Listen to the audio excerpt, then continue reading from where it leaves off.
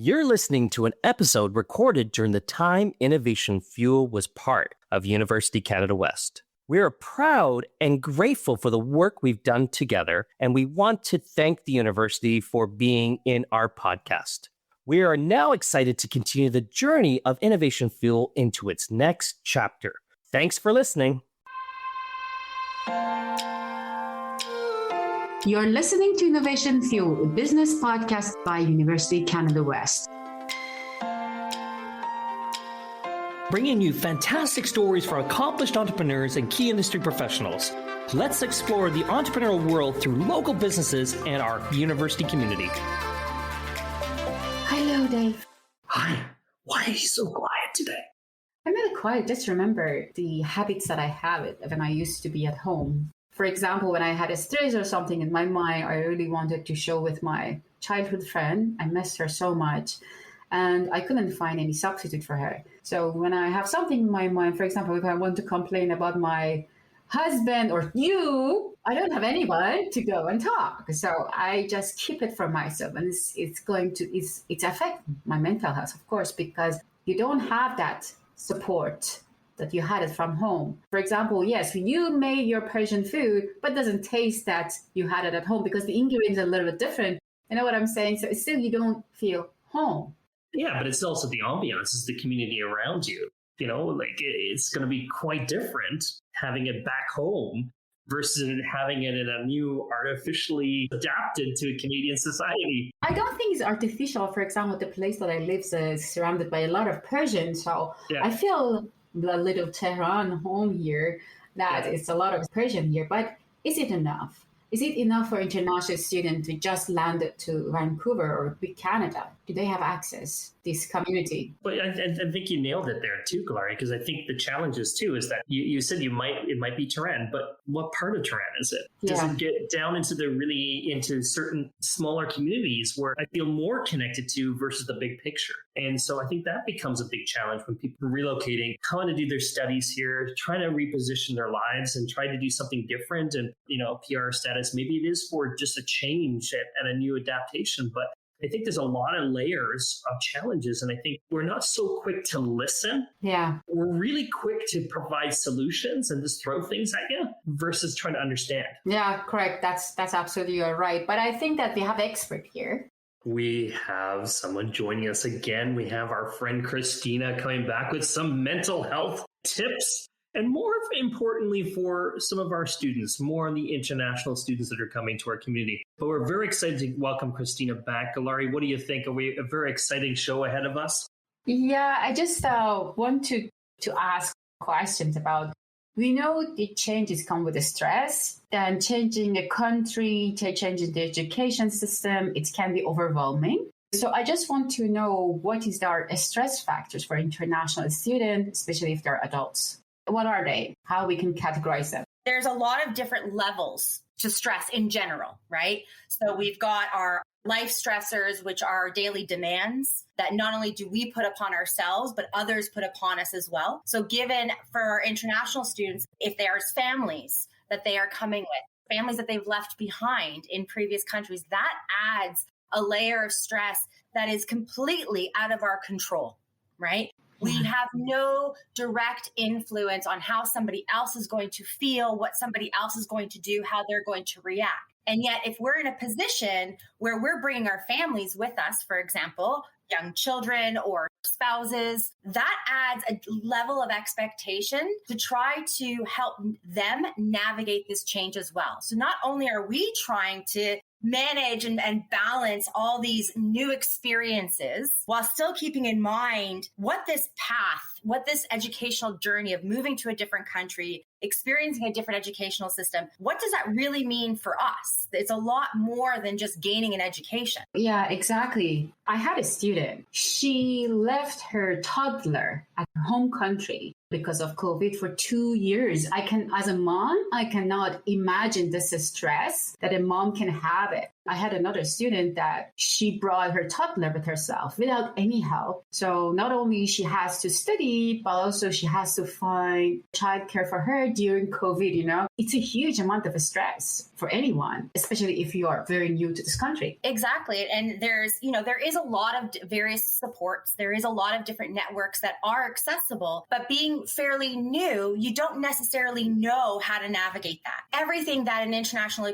experiences, while they're all coming with their own baggage, right? Their own luggage, their own experiences. The one thing that we can truly say is universal amongst a different experience when you're coming into a new country with anything, frankly, new, is that stress is going to elevate because you don't know what to expect, right? And you come in with certain expectations of how everything is going to plan out, how everything's going to be experienced, what your interactions are going to be like, and how easy and exciting it's going to be. While that excitement is very short-lived, right? We put so much emphasis on our end game, whether it be permanent residency, whether it be upheaval of, a difficult life back home, whatever the case may be that motivated a student to come outside of their country for education is the main focus. And part of that contributes to stress and anxiety being elevated. Absolutely, yeah. And it's not easy. And I would never sit here and tell anyone that it's it's going to be a quick change. You do this and everything's going to be great. No, because I can't do that. That's total BS.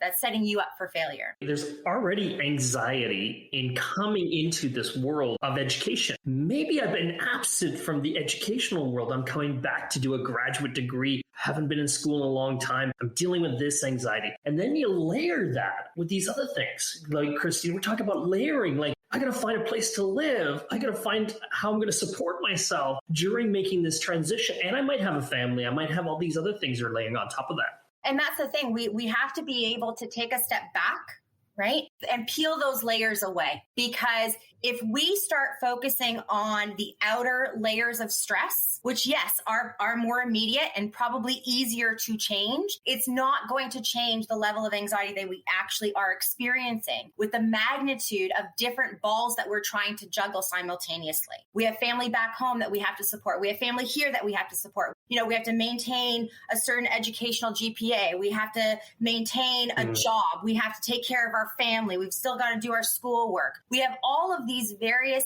responsibilities. Yeah, it's also such as cultural shock. Yeah, it's cultural shock. It's a huge for anyone. It doesn't matter if you're a student or not, if you can be expatriate, but still you have a cultural shock. This is real. Yeah. It also has to do with the fact that sometimes, and I mean no disrespect, of course, but sometimes the picture that is painted is the ideal. The rose glasses. Again, that sets expectations as to what the experience is going to be like.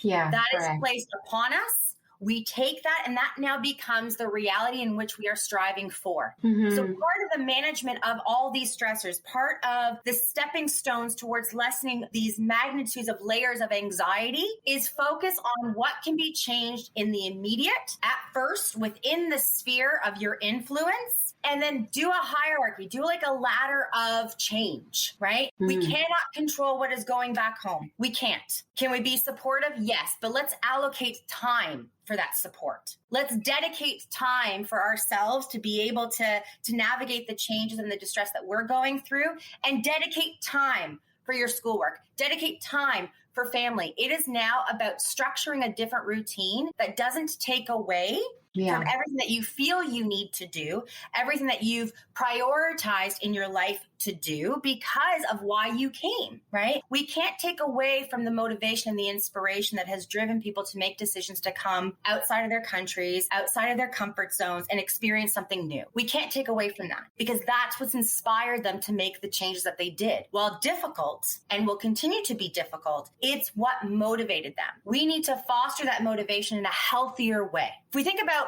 the experience as sort of like this mental blueprint that we have in our heads that we come in with, right? And if we think about blueprints, it's a design that we work off of. Every room is allocated to be something different. It has its size, it has its shape, and that's what we build our house off of. That's what we're doing with this experience. Is we built a blueprint. This is a lot. Like you're looking at this and it's like, this is a massive problem. This is a massive challenge. Where do I start from?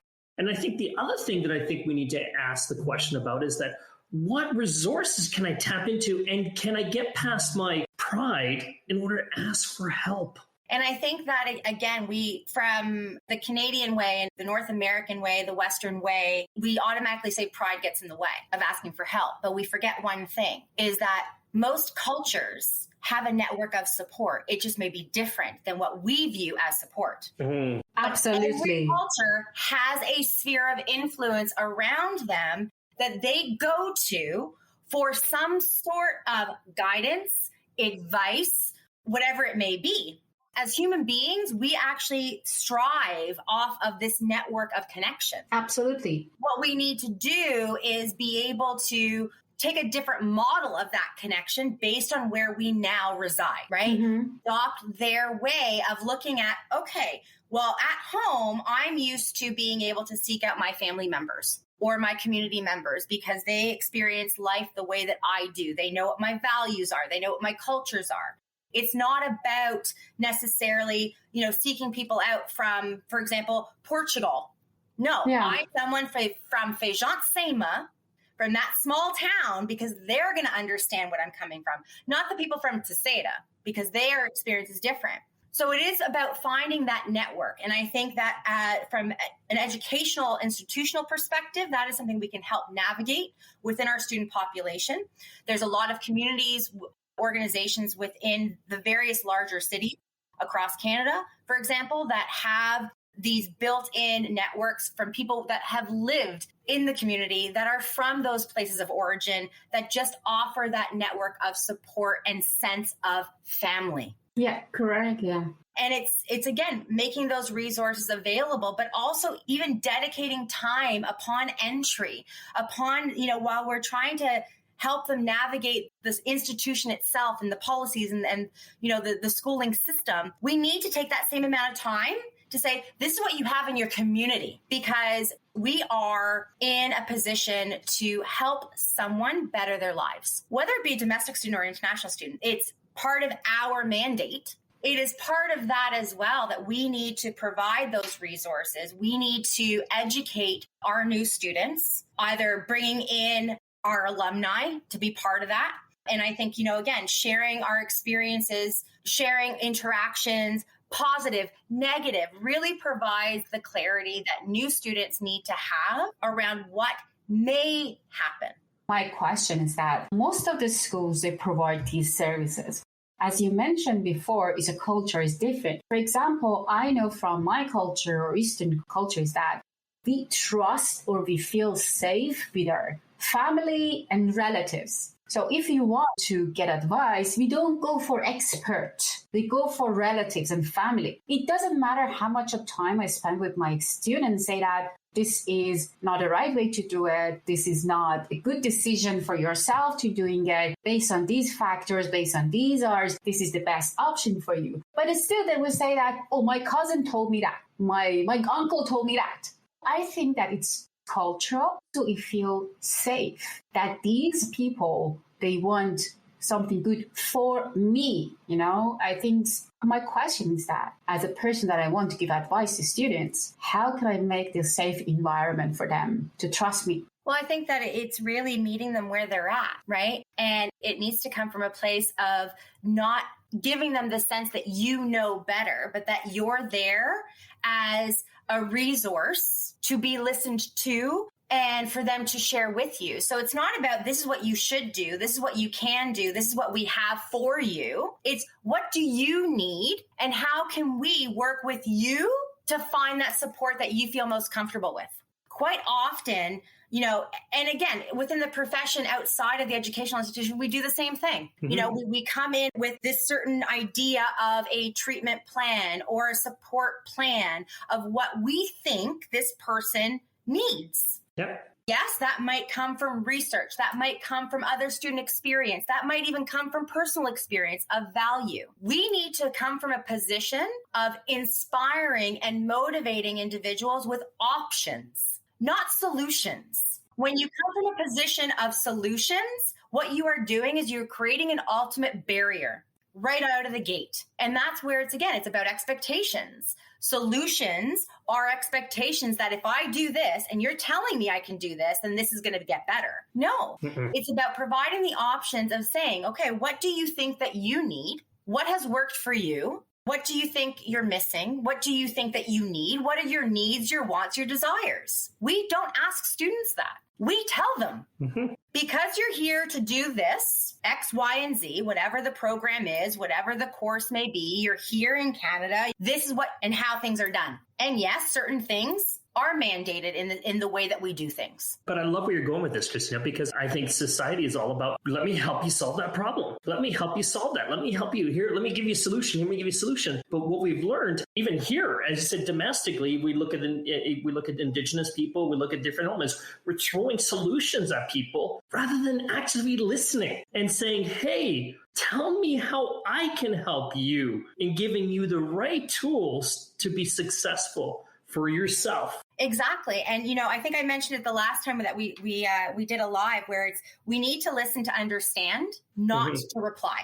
And it goes the same with regards to supporting international students. We make assumptions and we bucket all international students into the same little tidy pile saying, they all experience the same thing. They're all here wanting the same thing. And, all students from China have had the same experience. All students from Nigeria have had the same experience. And we do this unconsciously and consciously in order to help us navigate how to best support that population of students. What we do not do and what we need to do is take the step back and actually spend some time getting to know the individual needs. That's where we can really gain traction in allowing and really supporting this sense of belonging that we want all of our students to feel. Regardless of how old they are, regardless of what their backgrounds are, it is ultimately this sense of feeling comfortable, feeling safe, and feeling happy. All students want that.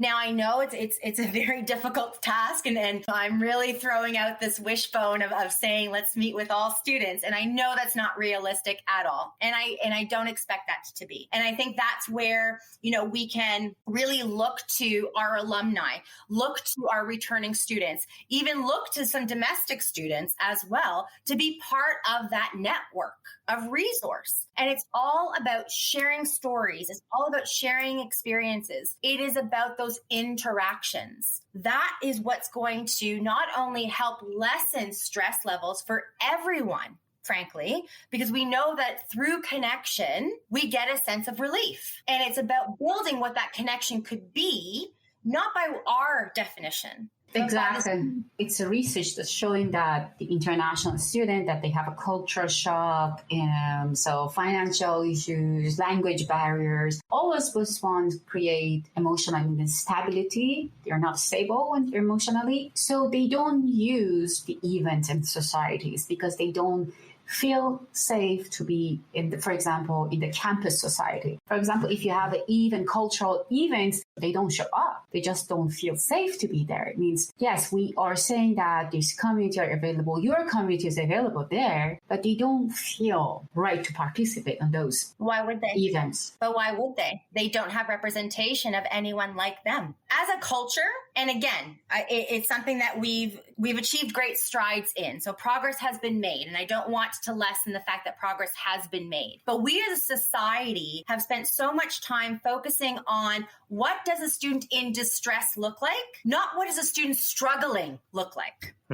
We are a society that looks at the magnitude of emotional distress or, this extent of the cries for help and the complete and utter shutdown as our indication of needing to step up and support that individual. What we need to do is be more proactive. And it's about building a culture of our own of what does support look like? What do we want that support to look like that is as inclusive as possible? We don't appreciate that, when we're looking at this spiral, right? I call it the spiral because it's progressive. Distress doesn't just happen like that. It's progressive. And there are certain indicators that we can be more mindful of if we were actually in a position to want to be mindful of it. We care about our students, we care about our families, we care about our friends.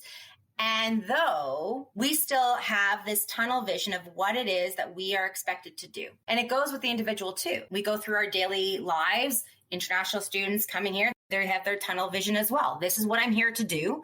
This is the end game. This is where I'm going towards. But to try to pay attention to when things in our lives, things of how we're feeling are changing, that's where we need to become a little bit more aware, a little bit more linked, not only to ourselves, but linked to others, linked to our students, linked to our families to say, okay, you know what? I think right now I'm not needing to seek help, but I'm needing to seek connection. We need to separate the indicators of what is support, what is professional support, and what is the sense of connection. It is through connection that we can really pause that spiral from taking off. And maybe that connection is, taking that time for oneself, and that's the connection to self. Maybe that connection is about our family. Maybe it's about, completely just disconnecting. It's entirely from what we need to do right now. So Christina, on that element, is there things that these students should be recognizing? Is there some things that they should be aware of? As we said, let's be proactive. How do we recognize? Because as you said, they're tunnel vision. And when we have tunnel vision, we tend to not see some of the key signs that are coming along. I'd probably say the first indicators that things are starting to slowly decline downwards to where we might be, moving from a thriving type of state to a struggling state is with regards to changes in our mood. Agitation is a big one. Irritation, when you aren't necessarily as patient or tolerant of others. And that includes your own family, right? Mm-hmm. I'm saying others inside and out. That's a clear indication that your mental state has shifted.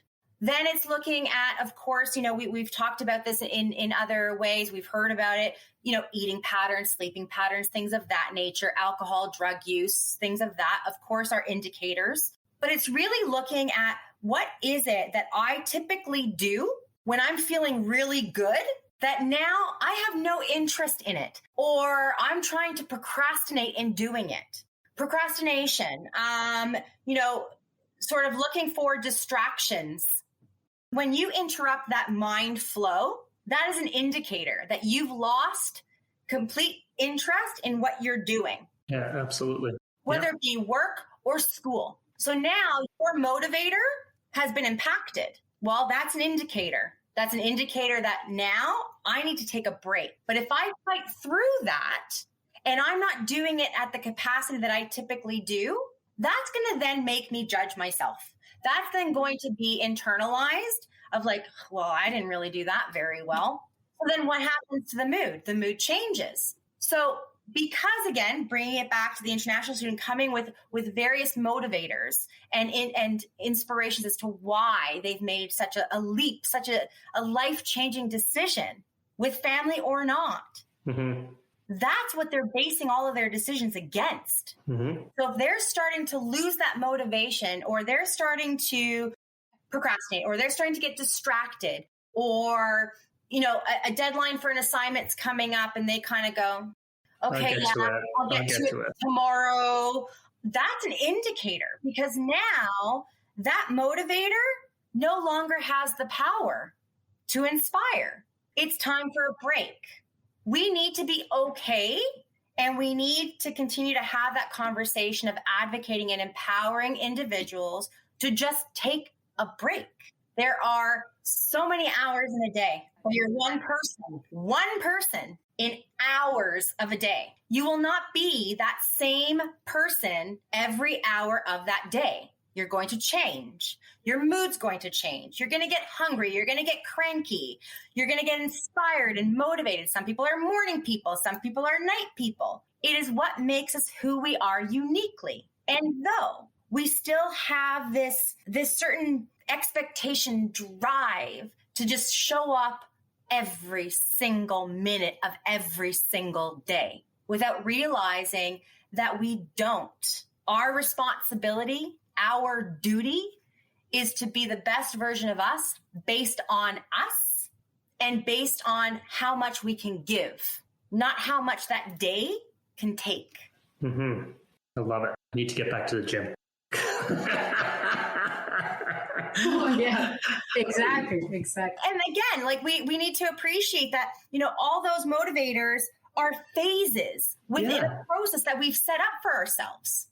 And if one phase is going to negatively impact another, you need to reevaluate what the expectation is of that particular phase. So education is one phase in a settlement process, for example, if that's the motivator. Well, how are you doing in that? Well, I'm doing okay. Would you like to do better? Yeah, I think so. Okay, what's impacting you to do better? We need to start asking those questions, because it's asking those questions that are going to help us gain that awareness. And if it's, I'm missing home, okay, that's valid. Of course you're missing home. That's expected. What can we do to help support you in that? And we need to be okay and accepting of what some of those suggestions may be. We need to be flexible within our expectations of our students and know that they're human. We forget. We really forget that we are literally walking beings that have minds, feelings, and we act upon those. Mm-hmm. And regardless of what luggage we carry, regardless of what beliefs or values we have, we are our experiences. Christina, you nailed it right there. And I think it's a great way to end our show there, is that we are not artificial intelligence. We are humans, and we need to be humanized. We need to have human experiences, and we need to be in tune with ourselves. Absolutely, yeah. And I think we all need to be reminded, I know I need to be reminded multiple times, that we need to be in tune with ourselves, to retune ourselves, so we can head down the pathway to success. But on that note, Christina, I gotta ask, do you have a challenge that you can throw to this wonderful audience? You know what? I do. And I shared earlier that I've been going back and forth with what this challenge would be. And I think that I want to challenge people to openly share what their experiences are. Positive, negative, past, current. It is about through sharing our stories and our experiences, we can inspire others to do the same, and we can learn from others. We only know what we think we know. And frankly, we don't know a whole lot that we don't know. So by sharing our stories, we could possibly be planting a seed in someone else to look at things differently, to be able to gain a different perspective of their experience, or simply just sit there and go, you too? I didn't know that. Because it is through that joined link of a shared experience, while maybe different and unique to us, the story outline is the same. That blueprint is the same. The dressings, the furnishings in the blueprint is different. But to share your stories, share your experiences, and really sort of pull the curtain back and build that confidence to be able to own who you are and what it is that you want from your experience. Thank you, Christina. It was great. And hopefully everyone can listen and enjoy the show, because I really enjoyed it. Thank you very much. That was another Innovation Fuel. Thank you, Christina. Thank you, Dave. Thank you. Bye-bye. Thank you. Thank you for listening to Innovation Fuel. We are on all podcast streaming platforms, Google, Spotify, and Apple Podcasts. Visit our website at www.ucanwest.ca/innovationfuel. Also, follow us on Instagram at innovation_fuel.